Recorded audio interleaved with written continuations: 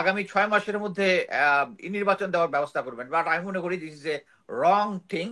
আমরা যদি মনে করি এখন যে অ্যাডমিনিস্ট্রেশনের যে অবস্থা, যেভাবে প্রতিটা লেয়ারে মানে আওয়ামী লীগ অবলিক ভারতীয় লোকজন আছে, তারা এই একটা ভালোভাবে নির্বাচন হতে দেবে না। নির্বাচন হলেও যদিও বিএনপি আসার সম্ভাবনা সবচেয়ে বেশি, তারপর তারা এই সরকারকে টিকিয়ে রাখতে পারবে না। তো আমার মনে হয় এই মুহূর্তে এই সরকারের উপরে ভারতের একটা ভালো প্রভাব আছে। এই প্রভাবটা জেনে বা না জেনে আমাদেরকে এটার মুক্ত করতে হবে। ভারতে এখন পজিশন হচ্ছে, তারা ভেবেছিল যে বাংলাদেশ তাদের অধীনে একটা অঙ্গরাজ্য টাইপ, তারা কখনোই আমাদেরকে হেল্প করেনি, আমাদের ইয়াটাকে ত্বরান্বিত হয়েছে শুধু। এবং তারা করেছে কি, ভারত ভাগ করেছে এবং তারা লাভের গুড়টা নিয়েছে, এবং এটার জন্য আওয়ামী লীগ সরকার দিয়ে আমাদের মাথার ভিতরে ঢুকাচ্ছে। এই কৃতজ্ঞতা বোধ আমাদের এখানে থাকা উচিত। প্রথমে যেটা বলতে চাই, আজকে সকালবেলা উঠে আমি যেটা দেখলাম যে আগরতলায় যে হামলাটা হয়েছে, এটা মূলত হচ্ছে তারা ইন্ডিয়া ব্যাডলি চাচ্ছে বাংলাদেশে একটা সাম্প্রদায়িক দাঙ্গা লাগুক। এই দাঙ্গা লাগলে তারা অলরেডি তাদের মিডিয়া ওইভাবে সেট হয়ে আছে। আমরা যদি দেখি যে এই আনরেস্টটা শুরু হয়েছে অ্যাকচুয়ালি ওই যে 22 জন অফিসারের নাম বের হয়েছিল, আপনারা যেটা জানেন যে গুম কমিশন যেটা বের করেছিল, এরা প্লাস হচ্ছে সার্ভিং কিছু জেনারেলদের নাম ওখানে আছে। এটাকে কাভার করার জন্য মনে করেন ইন্ডিয়া অনেকদিন আগেই বসে আছে দেশে একটা আনরেস্ট তৈরি করার জন্য। সো তারা অ্যাকচুয়ালি যখন শেখ হাসিনার পতনটা হয়, আমরা সবাই জানি যে তারা এই দেশে 8, 10, 9, 10 লেয়ারে আওয়ামী লীগের লোক রেখেছে। কিন্তু তারা ওই যে মাহবুব ভাই যেটা বললো যে যে তারা যে কাশ্মীর সলিউশনের একটা দিয়ে গেছে, ইটস ভেরি ট্রু। এবং যখন এই আন্দোলনটা হয় তখন কিন্তু ভারতীয় নাগরিক এই দেশে অস্ত্র সহ ছিল, এবং আমি একটা প্রুফ দিয়েছি যেটা জাহানাবাদ ক্যান্টনমেন্টে 21 জনের মতো ছিল, এক্সকিউজ মি, অস্ত্র, রাবার বুলেট এবং টিয়ার গ্যাস এবং লাইভ বুলেট নিয়ে। সো এরা অ্যাকচুয়ালি ওই একই ফর্মুলাতে চেয়েছিল আমাদের আন্দোলনকে দাওয়াতে। এবং আপনারা যে ইলিয়াস হোসেনের ভিডিওতে দেখেছেন যে ডিজি বিজিবি যে বলেছে যে 1000 খানেক লোক মেরে দিলে ঠিক হয়ে যাবে, দিস ট্রু। যে তারা ভেবেছিল। এবং আপনারা মনে করে দেখেন যে গত বছর সম্ভবত 28শে আগস্টের যে বিএনপির যে একটা মহাসমাবেশ হয়েছিল, তখন হ্যাঁ কিছু বলতেন মোহন ভাই? 28 অক্টোবর 28 অক্টোবর, আচ্ছা 28 অক্টোবর, তখন যখন সারা ঢাকা বাংলাদেশ থেকে যখন লোকজন এখানে আসলো, তাদেরকে পুলিশ বলছে তোমরা আসছো কেন, এই সরকার তো পতন হবে না। কারণ তারা অলরেডি জানে, সরকারের মাইন্ডসেটটা তারা অলরেডি জানে যে সরকার পতন হবে না। কি জন্য? কারণ সরকার ইচ্ছা করলে এরকম লাখ মানে 1000 খানেক লোক ফেলে দিবে।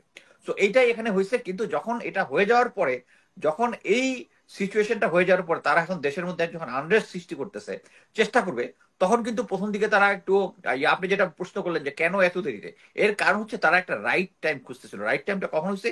এই 22 তারিখে যখন, সরি, এই 22 জনের নামটা যখন আসে, তখন এর মধ্যে আপনারা দেখবেন ম্যাক্সিমাম ছিল ডিজিএফআই, এনএসআই এবং এইখানে চাকরি করেছে এরকম লোকজন।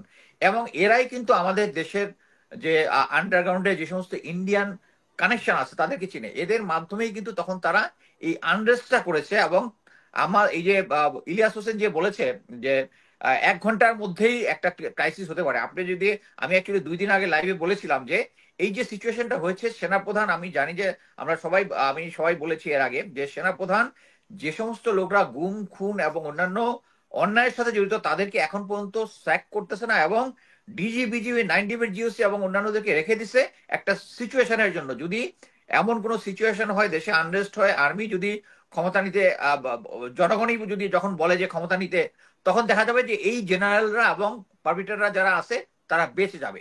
এই হচ্ছে গেম প্ল্যান। এটা ইউজ করে ইন্ডিয়া এই বাংলাদেশের ভিতরে আনরেস্ট করার চেষ্টা করতেছে। এই যে দেখিয়েছে যে অনেকগুলো হোয়াটসঅ্যাপ গ্রুপ, ইজ ট্রু, তারা চেষ্টা করতেছে দেশের মধ্যে একটা আনরেস্ট করার জন্য। কিন্তু এটা সফল হবে না। কি জন্য? আমি যেটা লেটেস্ট খবর পেয়েছি যে এই গোয়েন্দা সংস্থাগুলো সেনাপ্রধানই চালাচ্ছেন। এবং আমি আরেকটা জিনিস জেনেছি যে অ্যাকচুয়ালি কিছুদিন তারেক জিয়াকে ফোন করেছিলেন। কি কথা হয়েছে আমি জানি না, বাট উনি দেওয়ার চেষ্টা করেছেন যে আগামী 6 মাসের মধ্যে নির্বাচন দেওয়ার ব্যবস্থা করবেন, বাট আমি মনে করি this is a wrong thing. আমরা যদি মনে করি এখন যে অ্যাডমিনিস্ট্রেশনের যে অবস্থা, যেভাবে প্রতিটা লেয়ারে মানে আওয়ামী লীগ অবলিক ভারতীয় লোকজন আছে, তারা এই একটা ভালোভাবে নির্বাচন হতে দেবে না। নির্বাচন হলেও যদিও বিএনপি আসার সম্ভাবনা সবচেয়ে বেশি, তারপর তারা এই সরকারকে টিকিয়ে রাখতে পারবে না। সো আমার মতে আমাদের উচিত ধৈর্যশীল হয়ে, এবং এই যে ভারত যে অপপ্রচার টা একদম ঠান্ডা মাথায় ইয়া করা। আপনারা একটা জিনিস দেখেন যে এই ইসকন যে গন্ডগোলটা করার চেষ্টা করছে, তারপরে দেখেন যে আপনারা দেখলেন গত পরশুদিন কি বলে মুন্নি সাহা হঠাৎ করে হাইডিং থেকে বের আসছে। আপনার কি মনে হয় না এতদিন হাইডিং এ থেকে এই মুহূর্তে কেন আসলো? এসছে, পাবলিকের সামনে নিজেকে উপস্থাপন করেছে, যদি তার উপর যদি মব জাস্টিস টাইপ কিছু হয়, এটা নিয়ে চতুর্দিকে হল্লা হল্লা এখন বাংলাদেশের মধ্যে হিন্দু নির্যাতন হচ্ছে এই জিনিসটা। বাট আমরা দেখলাম যে আমরা অ্যাকচুয়ালি এখন অনেক ধৈর্যশীল, এবং আমি দেশবাসীকে বলবো যে এই সময়টার মধ্যে আমাদেরকে ধৈর্য ধরতে হবে।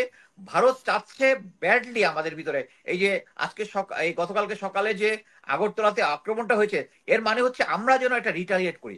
বাট বুঝতে হবে এই আক্রমণটার মধ্যে দিয়ে আন্তর্জাতিক অনুযায়ী জেনেভা কনভেনশন 1961 সম্ভবত, যে ওই দেশে যে আমাদের এম্বাসিটা আছে ওইটা আমাদের নিজস্ব সম্পত্তি, আমাদের নিজস্ব ল্যান্ড। ওই যে অবস্থানটা যে ল্যান্ডের মধ্যে আছে ওই ল্যান্ডটা বাংলাদেশের সম্পত্তি। ওখানে যদি তার মানে হচ্ছে তারা বাংলাদেশকে অ্যাটাক করেছে, এবং এটা অ্যাটাকটা প্রিভেন্ট করতে তারা পারেনি, এবং তারা নাকি এটার জন্য সরিও বলেছে। বাট এটা আন্তর্জাতিক পর্যায়ে এখন নিয়ে যেতে হবে, এবং আমাদের মিডিয়াকে এটা নিয়ে মানে ওরা যেভাবে মিডিয়াকে আন্তর্জাতিক পর্যায়ে এক্সপোজ করতেছে, আমাদের মিডিয়া আমি বলবো রীতিমতো ফেইল ফেইল। তো আমাদের মিডিয়ার উচিত, এবং আমাদের যে পররাষ্ট্র উপদেষ্টা আমাদের আছে। মিডিয়া কি ইচ্ছে করেই ফেল, নাকি আসলে মানে ভারতের সাথে এক ধরনের নমনীয়তা আমাদের মিডিয়ার বিষয়টা? এমনিতেই অনেক মিডিয়ার ব্যাপারে আছে যে ভারতের সাথে এক ধরনের আঘাত করা আছে, তো সেরকম কোনো পরিস্থিতি কিনা? আপনি দেখবেন যে নর্মাল অন্যান্য চ্যানেলের হেডিং এবং এইটার মধ্যে মানে মমতার ইয়া নিয়েই দেখলাম যে প্রথম আলো বা ডেইলি স্টার একটা হেডিং দেখলাম যে মানে মোট কথা হচ্ছে ধরি মাছ নাচি টাইপ একটা, আমরা এক্স্যাক্টলি মনে পড়তেছে না এখানে। মানে তাদের হেডিং এর মধ্যেই হচ্ছে ভারতকে একটু ইয়া দেওয়ার, যে ভারতের, আমি এই মুহূর্তে মনে করতে পারছি না তাদের ইয়াটা অন্যান্য ইয়ার থেকে আলাদা, কিন্তু উনি স্পেসিফিক ভাবে বলেছেন যে শান্তিরক্ষী মিশন ইয়ার কথা, ওইটা কিন্তু উল্লেখ করেন নাই ডেইলি স্টার বা প্রথম আলো, আমার এই মুহূর্তে মনে পড়তেছে না। আমার কথা হচ্ছে অন্যান্য যে মিডিয়াগুলো আছে এগুলা 5ই আগস্টের পরে তাদের প্রেসারের জন্য চেঞ্জ করলে তাদের অরিজিনাল মাস্টার রয়ে গেছে তারাই, এটা তো চেঞ্জ হয় নাই। এবং আমরা যে অ্যাকচুয়ালি সাফার করতেছি যেটা, সেটা হচ্ছে ফরাসি বিপ্লব বা জার্মানিতে নাজিকে যেভাবে নিষিদ্ধ করা হয়েছিল, বা যে সমস্ত ফরাসি বিপ্লবে যারা ওই সরকারের ইয়া ছিল তাদেরকে যেভাবে প্রসিকিউট করা হয়েছিল, ওইটা আমরা করি নাই দেখে এই যে ওবায়দুল কাদের বলেছিল যে 5 থেকে 10 লাখ লোক মারা যাবে, ইয়া হবে, ওই জিনিসটা না হয়ে আমরা যখন সুশীল হইলাম, এই সুশীলের চান্সটা পুরোপুরি ভাবে নিচ্ছে হচ্ছে আওয়ামী লীগ এবং ভারত, এবং উল্টা আমাদেরকেই এখন বানাচ্ছে হচ্ছে আমরা নাকি হিন্দুদের উপর নির্যাতন করছি আন্তর্জাতিকভাবে। তো আমি মনে করি যে তাদের এই মুহূর্তে বাংলাদেশের যে সরকারটা অবশ্যই নাজুক, এবং এই সুযোগটা অ্যাকচুয়ালি নাজুকটা করার পিছনে ভারতের অবদান আছে আমি মনে করি।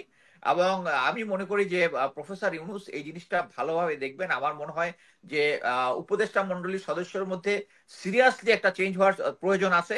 এবং আমি ডক্টর আসিফ নজরুল নিয়ে যে কথাবার্তা আছে, আমি ওনাকে ভারতীয় চর বলবো না, কিন্তু আমি বলবো ওনার যে আচার আচরণ এবং ওই যে তিনজন সমন্বয়ককে নিয়ে যাওয়া নিয়ে যে ভুল বুঝাবুঝিটা বা ইচ্ছাকৃতভাবে ওইটার উনি ব্যাখ্যা দেন নাই, এবং উনি যে জেনারেল হামিদের সাথে গিয়েছিলেন সেনা ইয়াতে, এটার ব্যাপারে কিছু বলেন নাই।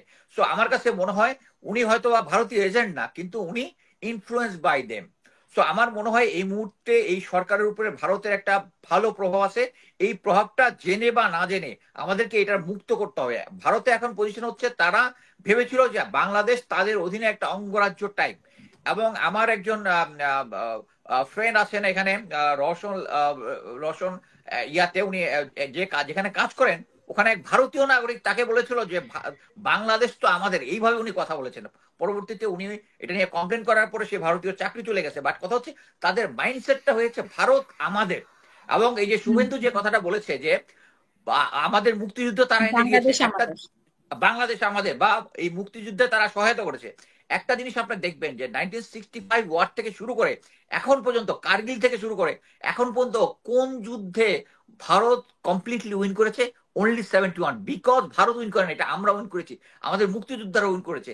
কার্গিলে তারা বলতে পারে যে ভারত পাকিস্তান উইন করেছে, that was American diplomatic pressure. 65 ওয়ারে তারা যুদ্ধ জয় করেনি because of Bangladeshi east Bengal regiment. এটা মনে রাখতে হবে, সেই ইস্ট বেঙ্গল রেজিমেন্ট বাংলাদেশের রেজিমেন্ট, যারা লাহোরে ঢুকতে দেয় না ইন্ডিয়ার বাহিনীকে। তাদেরকে এটা মনে রাখতে হবে যে আমরা যে যে আমরা যে ভারতের সাথে যে মুক্তিযুদ্ধে তারা যদি লাস্ট 15 দিনে না আসতো, আমরা হয়তো আরো 2-3 মাস লাগতো আমাদেরকে দেশটা স্বাধীন করতে। সো তাদের এই জিনিসটা করে, এবং তারা ইচ্ছাকৃতভাবে আমাদের সেনা প্রধান ছিল ওসমানীকে তারা ওখানে আসতে দেয় নাই, তাদের হেলিকপ্টারের মধ্যে গুলি করেছে। সো এটা হচ্ছে তাদের তারা কখনোই আমাদেরকে হেল্প করেনি, আমাদের ইয়াটাকে ত্বরান্বিত হয়েছে শুধু। সো এবং তারা করেছে কি, ভারত ভাগ করেছে এবং তারা লাভের গুড়টা নিয়েছে, এবং এটার জন্য আওয়ামী লীগ সরকার দিয়ে আমাদের মাথার ভিতরে ঢুকাচ্ছে। এই কৃতজ্ঞতাবোধ আমাদের এখানে থাকা উচিত।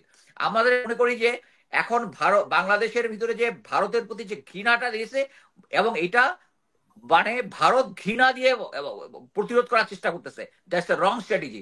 তাদেরকে এই জিনিসটা বুঝতে হবে, তাদের এই অজিত দোভালের রং পররাষ্ট্র নীতির জন্য তারা আজ বন্ধুহারা। তার যতগুলো সীমানার মধ্যে যতগুলো দেশ আছে, তারা কেউই তাদের সাথে ভালো সম্পর্ক নাই। লাস্ট ছিল হচ্ছে এই আওয়ামী লীগের Hasina regime, only regime, not জনগণ। সো এখন জনগণও তাদের এগেনস্টে, এবং আমি মনে করি যে আমাদের এখন একটা মোর্চা করা উচিত, একটা করা উচিত ভারতের যতগুলো প্রতিবেশী সবকিছু নিয়ে। এবং এর মধ্যে যদি পাকিস্তান থাকে, আমি আরো খুশি যে একটা নিউক্লিয়ার দেশের সাথে এবং চায়নার সাথে আমাদের করতে হবে, কারণ ভারত আমাদের সাথে যেভাবে উঠে পড়ে লেগেছে, আমরা অ্যাকচুয়ালি মিডিয়াতে তেমন ভালো করতে পারতেছি না, সিম্পল। এটা আমাদের নিজেদের দোষে হোক হোক, আমাদের পররাষ্ট্র মন্ত্রণালয়কে আরো অ্যাক্টিভ হইতে হবে। আমি মনে করি যে এখনই, আমি জানি না যে ভারতের অ্যাম্বাসেডারকে উনি ডেকেছেন কিনা এটার প্রতিবাদ জানানোর কথা। ফার্স্ট কাজ ইয়াই ছিল, কিন্তু তাকে ডেকে প্রতিবাদ জানানো, যে তাকে ডেকে বসে যে প্রতিবাদ জানানো, এটা আন্তর্জাতিক প্রচার করা। সো আমি মনে করি যে এই মুহূর্তে ফার্স্ট কথা হচ্ছে আমাদেরকে ধৈর্য ধারণ করতে হবে, তাদের ট্র্যাপে পা দেওয়া যাবে না, এই সরকারকে আরো শক্তিশালী করতে হবে, এবং এটার জন্য প্রফেসর ইউনূসকে সঠিক সিদ্ধান্ত নিতে হবে। আমি এখানে শেষ করছি।